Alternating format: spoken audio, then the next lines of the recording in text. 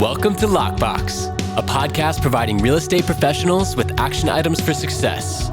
My name is Jeffrey Brogger, and I'm going to be your host. I'm the founder of two real estate marketing and tech companies, Steezy Digital and realnurture.io.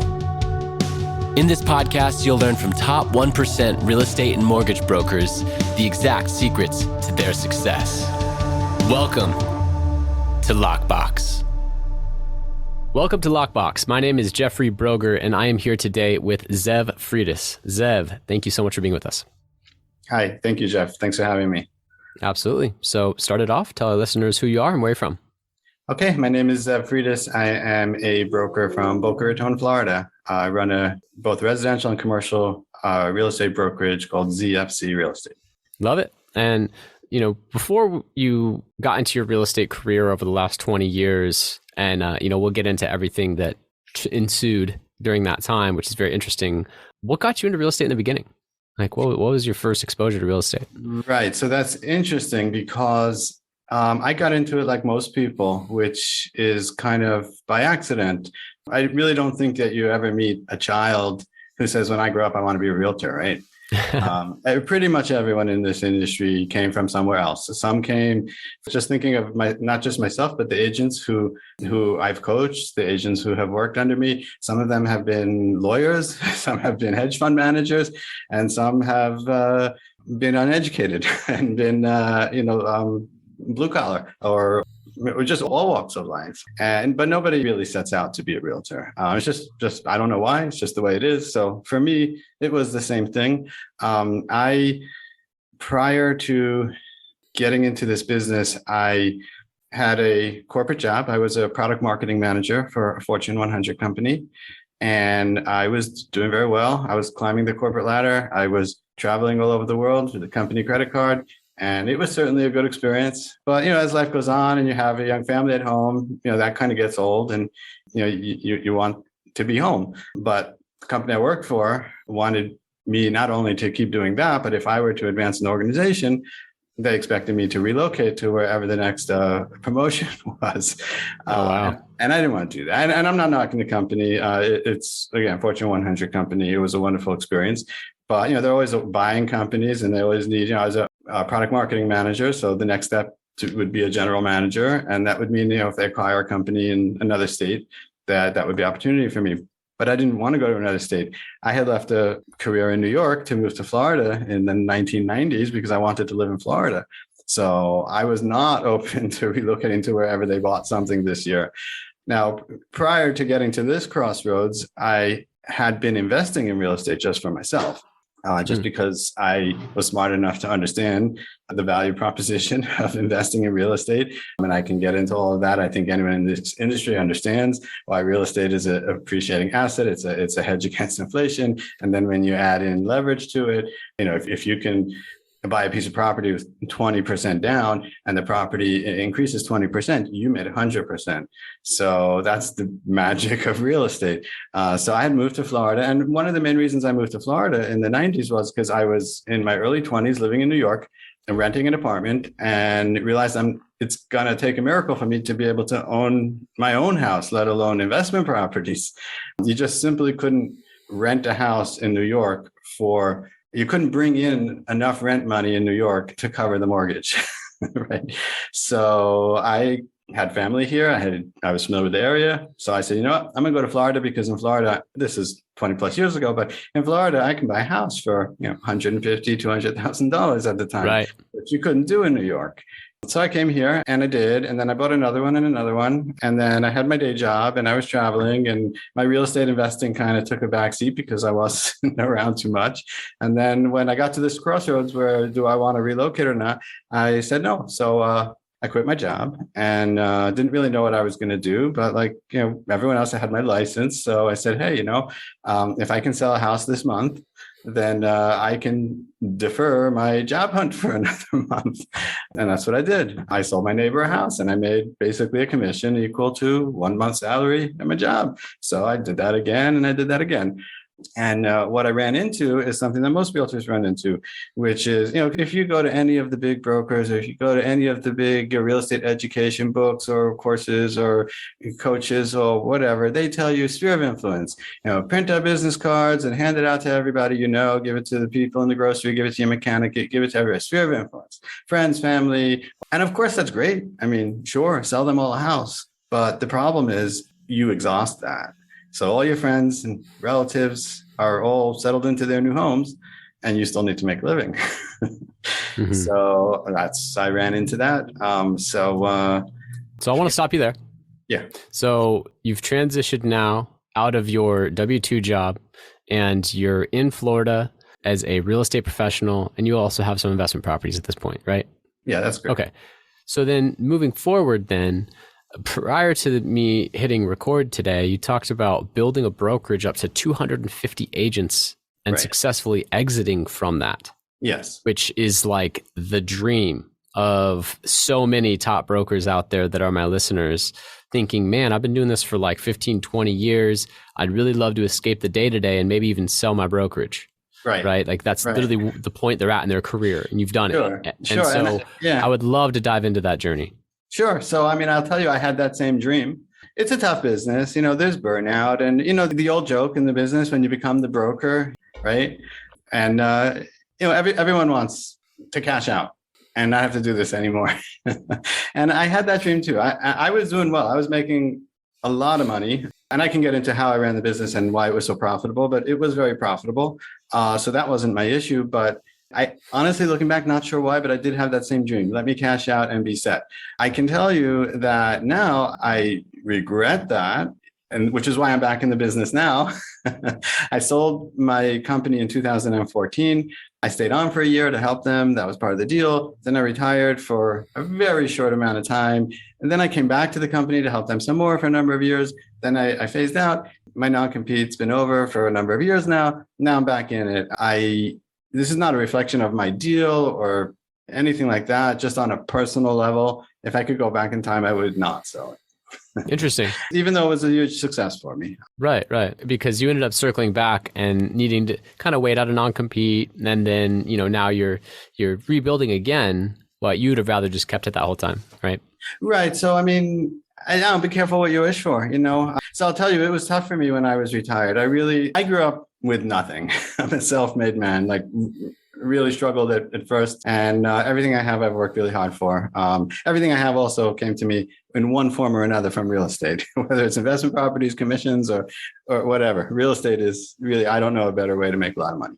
So, I'm not complaining. But when you go from working really, really hard, 7 days a week, almost 365 days a year, and now you have enough money in the bank for the rest of your life, and nobody needs you, and no one's relying on you, and you have no purpose, and you have nothing to get up for in the morning, and you just it's kind of a weird place to be.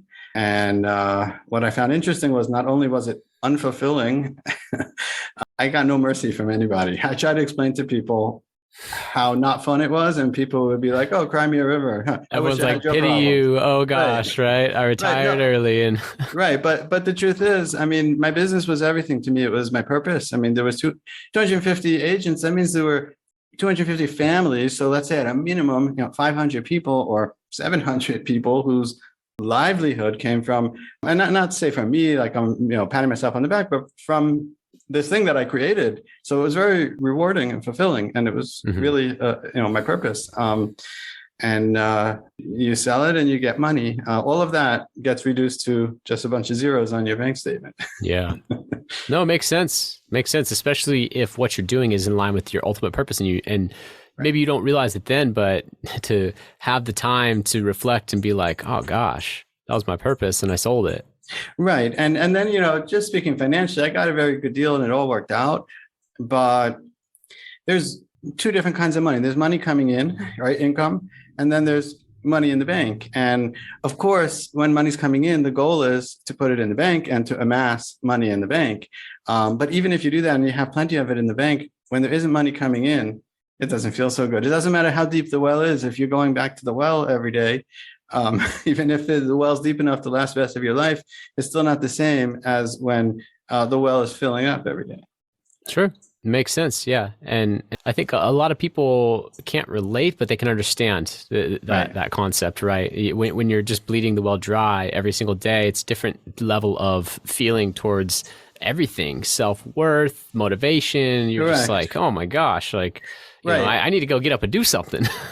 Correct. It's very important to have something, to have responsibilities and purpose, and get up in the morning and say, okay, this is what I have to do today, and to make a difference, to move the needle, whatever that is. It's important. Sure. So understood. So you regret the sale. However, I still know that a lot of my listeners are like, dude, I've been doing this too long. It's not my passion. I'm ready to freaking sell this thing and go on my yacht in the Bahamas, right? Yeah. So I would love to just dive into a little bit more of the systems. Like, how do you even build a valuable enough proposition to attract 250 agents to you in your market?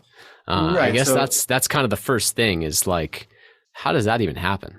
Right. So, and then the next thing is, how do you build an enterprise that somebody's willing to pay you for? And I think that really it's one and the same, because if you have a value proposition that will make 250 agents come and want to work with you, then that will be why someone will pay you for that. Right. Makes sense. Right. So I'll go back to when I first got into business, and I sold some homes to my neighbors and friends and exhausted my sphere of influence, and still needed to make a living. And at that point, I had already tasted success, didn't want to go back to a 9-to-5 job. Right. So I leaned on my background from before real estate, which was software and marketing. I'm a self-taught programmer, and I'm a marketing guy from my time in corporate America. So I said, you know what? I need to reach the masses. So, and this was 2005, 2006. So I've also, my entire career, have always been a big believer in the internet, changing everything that we know about life. Now, as we sit here today, that's already happened. It's done. But back then, real estate was probably the last industry that had not been transformed yet by the internet. Sure. So it was just obvious to me, if I want to reach customers, it would be online. So I put together a website. This was before or right when Zillow was just getting started. They were probably not known to most people in the business. So I started generating leads online. Really, simple concept, but back then it really wasn't being done. That was the heyday. Yeah, and I started generating more leads than I can handle. So all I did was I would capture some leads and sell them houses. So now I solved my problem. I didn't need to rely on my own personal connections. I was able to reach new people. And that was wonderful. And I was able to reach people at all different price points, even higher price points than my own personal sphere of influence at the time. So that worked well. But quickly, I had more customers than I could handle. So I started building a team. And the way I did that was I would take a lead off the internet. I would cultivate them, get them in the car, go sell them a house. And then I would turn around to the listing agent and then talk to them about where I got this customer, and how, if they work with me, I'll give them the next one. That my goal wasn't really for me to be superstar agent. My goal was to build business. And you coming from a place of credibility, when you take when you're talking to a listing agent who, I'm just thinking of real life examples from the early days, your listing agent had a multi-million-dollar house that's been on the market for 2 years. And then you come along with someone who you met 3 days ago and they buy the house. And they looked at me and they're like, who are you? Where'd you come from? Right. Especially that day. Right. Yeah. And you do that a couple of times with the same listing agent. And, I'm talking about, you go into a farm area where, there's established people, and you start selling their inventory for them, then you have their attention. That's how I started recruiting. And I would take the best leads I had, and I'd give them to my agents. Always give the agents the better ones. After a couple of years, I stopped selling. And I think that's very important, to be a non-competing broker. If you're doing your own deals and then you have agents, the agents are always going to be an afterthought. You're not going to have the next superstar working under you, because whether it's true or not, the perception is always going to be that they're getting your leftovers. Man, that is such an important concept to understand. I'm so glad that you brought that up, because all the brokers out there that keep saying, I want to escape the day-to-day of the business. I'm 80-90% of the production. I want to, move out of that. You're still taking the best leads from all your agents, Well, right? okay, right, and you're not teaching anyone to do your listings. You're only giving them buyer leads, and you're doing all the stuff, right? That is reinforcing you staying in the business. Well, there's a lot of issues with that. First of all, if you're 80-90% of the production, then you don't really have a business. You're really self-employed. It's not the same thing because everyone knows that when they buy the company from you, you want to go off to the Bahamas on your yacht. So then off goes 80% of what we just bought. Yep. That's actually, it's the inherent problem with selling a brokerage is that they remove the founder's production volume, which if it's zero, no worries. But if it's 80-90%, well, now your valuation is not what you want it to be. Right. So I stopped working directly with clients probably in 2010 or 2010, I think. And I sold the business in 2014. Just to like solidify what you said, you started in production, you proved yourself in the market, you recruited, and then you eliminated yourself from production through online lead generation and giving your team the best leads. So then you were 0% of production, technically, and then now you have something that's interesting to purchase. Right. Now, a big part of what they purchased was the technology. And you know, so that's why the deal was I stayed on for a year to do a handoff of the technology. But when you buy a technology from a founder, you understand if there's a proper handoff, then the founder can fade away. Yes. Right. Whereas if the rainmaker, the salesman can't, he goes away, the sales go away. You can't buy a sphere and have the same rapport and influence over that sphere. Right. Right. So there's that. But then there's so many other parts of this. Also, you know, when you buy a roster of agents and then the leader leaves, you know, maybe the agents all scatter. And that's another concern that people have when they buy brokerage. But when your company is providing your agents with 50% of their sales volume, they're not going anywhere, right? So my value proposition back then was that my goal, if you come work with me, is that I will double your business. So I might not pay you the same split that you're getting somewhere else. I might pay you 10 or 20% less, but if it's of twice as much volume, then we're all making money. You know, the whole idea of competing on splits is just a race to the bottom.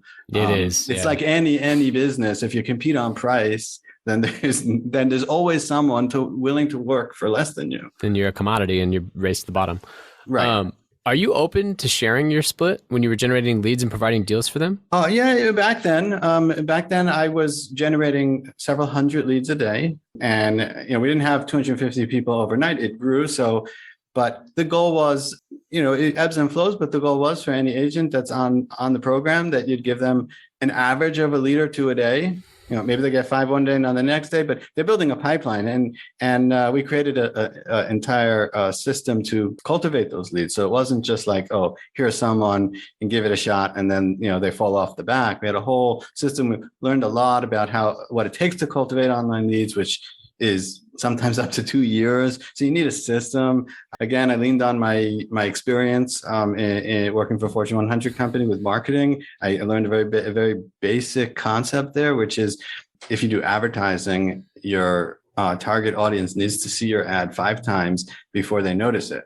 So this is, if you're running a TV ad, the same individual, before he picks up the phone to order something, he saw that ad 5 times before he even noticed the ad. So when you think of an ad on TV for whatever, you've seen it multiple times. The first 4 times, it just was lost on you.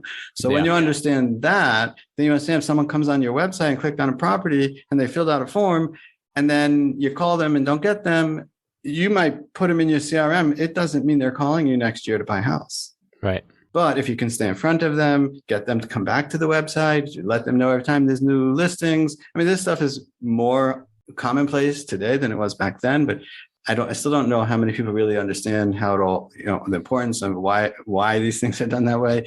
Like you're not sending out email alerts because you're trying to get lucky and put the right property in the inbox of the right person today. I mean, that happens ultimately, and then they call and then you make a sale. But really, it's about staying in front of them so that when they are ready to buy in a year from now, you're someone who they think of. Especially here in Florida, where we do a lot of business with people from out of state.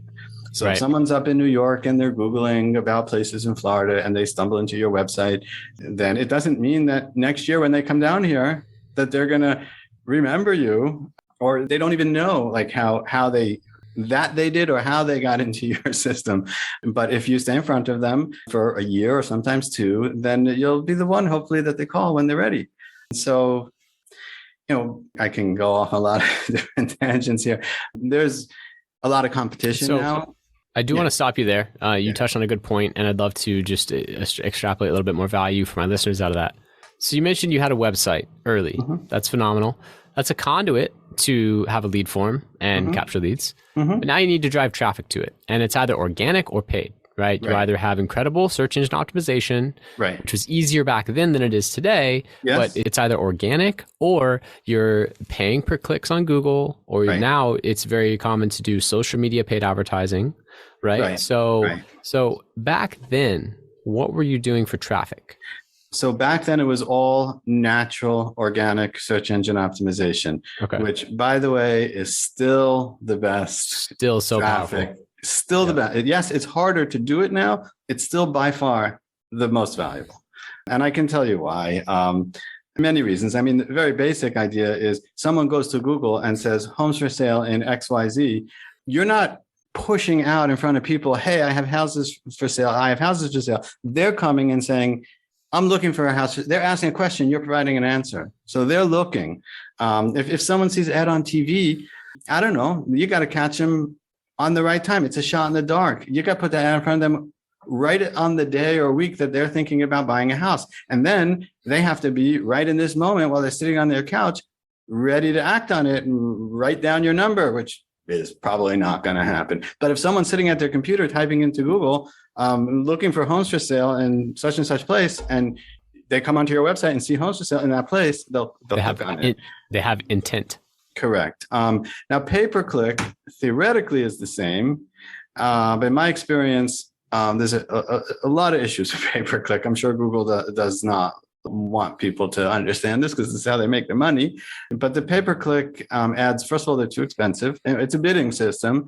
But the problem is that all of my competition doesn't understand marketing and doesn't understand how many clicks you need onto your site before somebody actually converts. And they don't understand after they convert, what percentage of those close. So then they go and they bid $5 or $10 a click.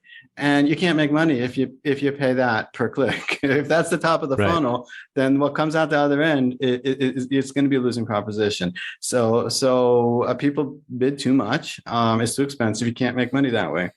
Makes sense. So did you want to kind of like wrap up that thought? Just social media, I think, is a similar issue. You could do Facebook ads, and we've done them. But it's also, they don't have intent. They're just scrolling and they see a picture of a fancy house. Of course, they're going to click on it. Doesn't mean that they're in the market for it or that they can afford it. And now in recent years, because of regulation, Facebook has changed their ad system where real estate ads are considered a special category, and you're no longer allowed to put filters like net worth or income or things like that, which is a whole nother conversation because I'm not so sure that violates anything, just to target but that's a whole nother conversation. It's not redlining or steering. I mean, if you do it on certain things, it is, but to try to put your ad in front of a certain demographic of, say, people who could afford $1 million house, I don't know that that's illegal, but Facebook doesn't let you do that anymore because of regulation. So now it's really almost like TV advertising. You got to just pay to put it in front of millions and millions of people and hope that included in that big net is someone who's the right person. Well, I can appreciate the sentiment, and your technological knowledge of the algorithm and how Facebook has evolved is definitely far more advanced than a lot of my guests. However, this is my bread and butter, my ballpark, and there are ways around it to work within the guidelines and to get past the housing. You don't get past it. You still have the housing special ad category on, but there are ways to still, for example, get audiences of high net worth individuals, or to, for example, have a type of picture of a nice house resonate with the right people through effective copywriting and longer forms on websites rather than just like name, phone, email, right? You do like a long form, and there's definitely ways and strategies. There certainly are. Yeah, and I would be interested to learn more about that. My focus this time around, now that I'm back in the business now about 6 months, and I'm focusing on organic search engine optimization again. And it certainly has evolved a lot since the last time I did it. Primarily, the Google algorithm used to look at your code more, and now they look more at like screen rendering. So you kind of have to shift your thinking and what you're doing, which is just different. But and it's obviously much more competitive now. The first page of Google is filled up with big portals, including my old company. So that's interesting. But I still believe it's worthwhile because the intent is still better on those. And when you get it right, I'm not going to say it's free because it costs a lot of money to be able to succeed at this. You really need to invest. But when you get it right, you're not paying per click or per customer, and you'll reap rewards for a long time to come. May I ask, are you also remarketing to those that are signing up and visiting your website? Yeah, so probably not as much as I should be right now, because you just have to, when you're running a business, one thing at a time. Days you have to choose, where you're going to hyper focus and move the needle, and then you can circle back around. And but yes, I do believe in that. Taking the email addresses that you've collected, and you have information about them, you know what they're interested in, and then doing that's one area where social media advertising is very cost effective, where you're only showing the ad to these people who you already know who they are. Where, for example, if you live in a neighborhood, this is just a farming idea. So I happen to be a big believer in postcard farming, but that's a whole other conversation. But the current, if people ask, well, how can you farm on the computer? How can we use the internet to farm it? You really can't buy lists of email addresses based on geography. Like based on a neighborhood. It doesn't really exist. And doing email marketing unsolicited to just, wide net stuff is all very problematic, and you're going to just mess up your email deliverability, and you're going to have problems. So that's not really a solution. But if you say you're an agent and you live in a planned community, like a gated community, a country club, and that should be your first farm area, obviously, because you live there, you socialize there. And in many of those communities, you can get all of your neighbors' email addresses, or you can get the club directory. And I know that all of these neighborhoods, clubs, whatever they are, don't want you to mass mail them, and they'll probably get really upset if you do. And I'm not saying you should. You shouldn't do that if it's against the rules. But what you can do, that first of all, no one will know, second of all, no one will mind, is you can take that list and you can put it into Facebook as a targeted audience. And all you're saying is that when this guy who I happen to know lives in this neighborhood, when he goes on social media, I'm going to show him a house for sale in his neighborhood. That works very well. Yes, exactly. And I call that digital farming. Right. So, exactly. So I'll partner with a real estate professional and a title company, and then we'll say, okay, we want to farm this area. Cool. You're going to do a postcard campaign. Let's then mimic that postcard online, and we'll do custom audience polling and let Facebook match based on title information. Right. And maybe only get a 60 or 70% match, but that's still only showing it to those people in that area. So they see the postcard 3, 4, 5 times over the next couple months and reinforce it. And then they go on the computer and they see the same thing. Yeah, again, exactly 2 to 3 times a week as well for pennies, right? Right. It's a good reinforcement. I still believe in postcards. People do all kinds of direct mail. Postcards to me are the only thing that work. I think it's primarily because you come home at the end of the day and you go through your mailbox and you have to decide, which 90% of this is garbage and which 10% do I need to actually open. And you're going to throw away the solicitations. But with a postcard, you have to see the message to decide whether you're keeping it or not. I know. It's one of the genius parts about mail is people on one hand are like, yeah, they just throw it in the can. It's like, oh, yeah, well, they do. They throw it in the trash like every single time pretty much. But it's an impression. But they saw your face. Yeah, exactly. And that's why I think the best postcards are the 6 by 11. So they're long, so they stick out of your mail in the mailbox. They don't get, because if they're real short, they could literally get lost in the newspaper. So the long ones, but not the 8.5 by 11, because 8.5 by 11 gets folded. So the 6 by 11, it stays intact and you can't miss it. That's funny. That's a great tip as well. So I'm curious, you've successfully exited real estate brokerage. Now you're getting back into it. You had success in the W-2 world, traveled the world, had success in product marketing. I'm curious, what is the single most important action you take on a daily basis that has attributed most to your success? This podcast is really about entrepreneurial success habits, distilling down the success of top real estate professionals. So when I ask that question, does anything come to mind, a specific action or habit? So I don't know if this is specific enough, but I think that you have to know what your big picture goal is, but then you also have to know what tasks have to happen to reach that goal. And you have to wake up every day and say, what am I going to do today just to inch it along a little bit closer to where we need to go? Just keep pushing along. I think that the biggest mistake, and this is in any business, in life, and people make effort and they probably give up, 80% of the way there because they're not seeing the results. And then you were on your way, but you never actually knew it because you didn't get to the goal. I think you have to just know what the goal is, wake up every day and say, what can I do today to just get me an inch closer to that? And if you do that consistently, day in, day out, for a year, for 2 years, you'll get there, because it's all relative to your competition, and most people will not stay the course. So if you do, you will. For me, I'm in Florida. Florida's kind of a funny place. It's changing. It's definitely evolving. I've been here 20 plus years. When I moved here, it was more of a vacation place. And the work ethic was more, laid back. And I was from New York, where I woke up at 4 a.m. to take a bus and 2 trains to get to Manhattan for 7 a.m. So, for me, building my business first time around, I was like, let me just keep my New York work ethic and I'll be so far ahead of my competition. Makes sense. Yeah.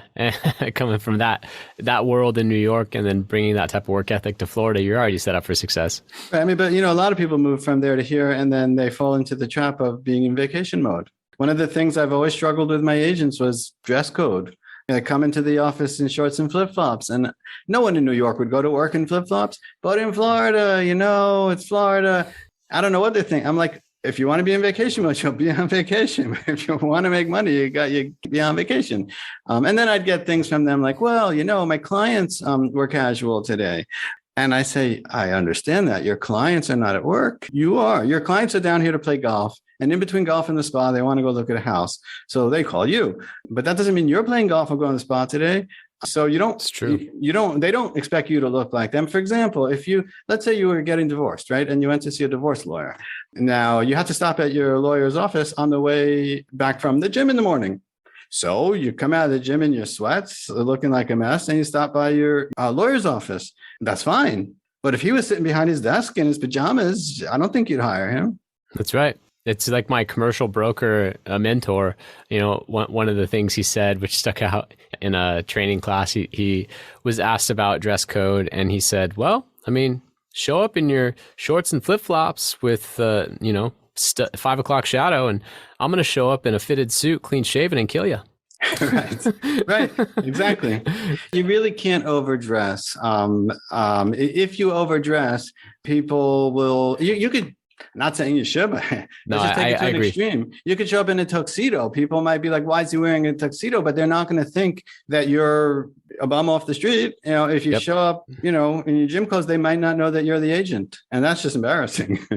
Yep, exactly. Yeah. So I love that saying. I heard it a long time ago. You can never overdress. And so whenever you're thinking about one or two things, just go with the higher of the two as far as like dressing up, because you can never overdress. Correct. So I'm curious where you think the industry is heading. Now that you've had a few years off, you've seen the landscape kind of shift, and now you're getting back into it. Where do you think the industry is heading in the next 5 or 10 years? And also, what are you doing to set yourself up for future success? Right. So that's part of why I got back into it. There's a big consolidation going on without, getting into names of particular companies, but there's big companies buying up little companies left and right. And I think that will continue. I don't know that that's necessarily a good thing, but it is what it is. It's, that's the way the world goes. Everyone's trying to make money and every business is trying to grow. So one way to grow is to gobble up little people who have worked hard in the trenches to build their markets. So that's happening and it will continue to happen. I think agents, either they get recruited to the big companies or the company they worked for gets acquired by the big company and now they find themselves at the big company. some people will fight it and look for a new boutique place to go to. But then that's hard because it's an evolution. People are with a small broker they have a relationship with. So it's not so easy to just do that over again. But I believe that there is a void now in small, local, strong brokers who are strong business people who can help their agents actually grow their business. I think that that's something that is going, I mean, it's just a casualty of all this acquisition. And it's part of why I'm getting back in, because I think that there's a need for it. And I think that the big companies do what they do, and a lot of big producers will take the check to go there, and that's fine. But for every one of those, there's someone who actually prefers it the way it was, and they don't have their old home anymore. So I will offer them a solution. Yeah, makes sense. And it also makes sense how you're positioning yourself in order to be successful in that landscape. So I'm curious if there's any books that you read that really guided you in your career. Like, do you have 1 to 3 amazing book recommendations for my listeners? So 20 plus years ago, when I was first getting started in my career, before I was even in this business, I made it a goal to read a book a week. And I started reading a couple books here and there. And along the way, somewhere I read in one of these books that you should engage in what's called mind feed, and just don't worry so much about what book you're reading or if it's good or if it's worth your time. Just read and just keep reading and keep going. And if you read a book and you get one idea from it that you can incorporate into your life, then it was worth it. If it took you 10 hours to read the book or whatever it took you, it was worth it. So I had this goal for myself, read a book a week, and just whatever I could get my hands on. I mean, the topics that I read was self-help, finance, real estate, and technology and biographies. And I would just consume as much as I could, trying to get one actionable idea from each one. And some I did, some I didn't. But if you read a book a week, after a year, you've got, if you don't have 52, you've got 20 good ideas that can help you. Sure. So I don't know, trying to think of particular books and names of books that I read. I'll tell you one author who was very influential for me early on was Tony Robbins.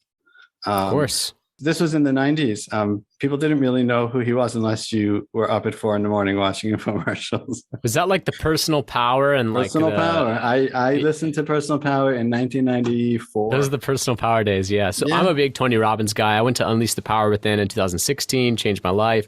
I've done, his 2 years of his business coaching, where you have every 10 days you have a call with a Tony Robbins certified coach, I've been deep in it and gotten access to all of his old stuff, Get the Edge, Mastering Influence, and Personal Power, some of the old stuff.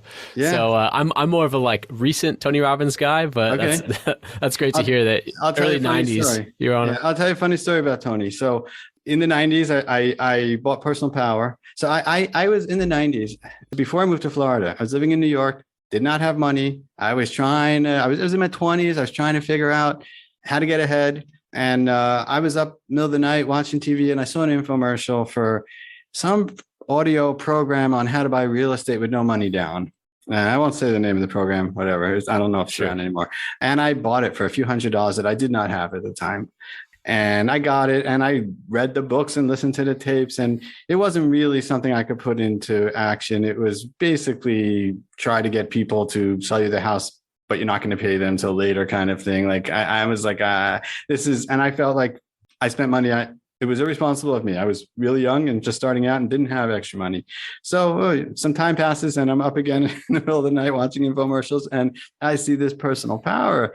And I was tempted. You know how these infomercials go? They suck you in, especially when you're young and impressionable. And I wanted to buy it. And I said, I can't do this again. But I watched it. It was like an hour-long thing, and I watched it. At the end of the hour, I said to myself, this guy on TV, he has already given me $250 of value. So I'm going to buy it. So I did, and I listened to it, and it really changed my life. I listened to it then, and then a few years later, I forget why, I just needed some inspiration, and I said, I'm going to listen to it again. So this is now 1996. I'm listening to it for the second time, And I remember clear as day, I was sitting there and he was going through the exercise on how to do, how to set goals. And he says, write down the car you want. He says, but be specific. If you want a Mercedes, write down Mercedes S-Class black. Like, don't be, and I remember writing this down. And someone was with me at the time who laughed at me and said, this is ridiculous, and walked out of the room. And I remember what I wrote down. I wrote down blue BMW 7 Series. This was in 1996. So I listened to the program. It really helped me. I really think it changed my life. Many years go by. I moved to Florida. I work with this company, start my business, have a family, get divorced. All these things happen. And we're talking 20 years later. And all throughout this time, people would ask me, what celebrity would you want to meet? I'd say, I don't care if the president of the United States calls the office. I'm not taking the call. Just find out what he wants and give him to one of the salespeople. I don't care that he's famous. Yeah. But I always said the one person I like to meet was Tony, because I feel like he changed my life. So one day in 2013, so many, many, many years later, I am lying in bed 11 o'clock at night on a Sunday, and my phone rings, and it's the office. And I know that the office is not open. So I know that if my phone is ringing from the office at 11 o'clock at night, it has to mean that somebody called the office, went through the directory, picked me, and chose the option to transfer to my cell phone. And I know from experience that the people who do that usually are not people who are very considerate if they go on at 11 o'clock at night and picking the broker from the directory and transfer to the cell phone. So I usually don't pick up, and I just screen the call and listen to the voicemail. So it pops up voicemail, I click play. And instantly I knew his voice. He's like, hi, this is Tony Robbins. I found you on Google and I'm moving to Florida. I want to know if you could help me buy a house. Oh, that is amazing. Yeah. You instantly called him back? I did. I think he said, text me first so I know to pick up. And I did. And we did sell him a house. I gave it to one of my agents. I was true to my word. So my agent got the commission. The house got its cut. That's fine. But my agent handled it. Tony asked to meet me because he would call me all the time when he would go with other brokers, and it's fine. The consumer doesn't understand our business, and they're just looking for a house. They're not looking for a realtor. And he was looking at different parts of the state, and he would call me and we would talk. And at some point he wanted to meet me. So I went out, first time I was out on showings in years, but I went with my agent who was helping him, and I met him. And that was one of the days I'll always remember. Wow. What a cool story. Thank you for sharing that. And you did it in the blue BMW 7 Series. Oh, yeah, that was, sorry. That was why I told you that. I remember clear as day going on that appointment. And I'm like, 15 years ago, whatever it was at that time, I wrote this, I made this goal, and here I am, and I'm meeting him, and look at the car I'm driving. So you know what? The goal setting works. Boom. That's an even more powerful story now. I love it. Right. Awesome. Well, hey, was there a question that I should have asked or anything that you'd like to expand upon from earlier? No, it's your show, whatever. I can't believe how much time we've covered. I know. 45 minutes flies by, huh? Yeah, it does. Yeah, awesome. Well, how can listeners contact you? You can call my office at 561-235-2161 or on the web, www.zfc.com. Amazing. Zev Freitas, everyone, in Boca Raton, Florida. Definitely have to look him up if you're interested in, one, joining his team, because I think he's growing again and recruiting, right? Okay. Yes. And then two, if you want to refer any business to him, or if you're a consumer that's interested in that area, definitely look him up, check him out. He's obviously been in that market for a long time, had tremendous success in that market, and really excited to see what you do with this next venture, because, hey, you're back, you're better than ever. So awesome. Thank you, Jeff. Really appreciate having you on. Thank you for listening. If you want to accomplish your real estate goals, then I highly suggest downloading my free Ultimate Real Estate Goal Setting Framework. The link is in the description of the show, and it will help you break down your annual income goal into the amount of phone calls, appointments, or open houses you need in order to achieve that goal. Thank you so much, and we'll see you next time.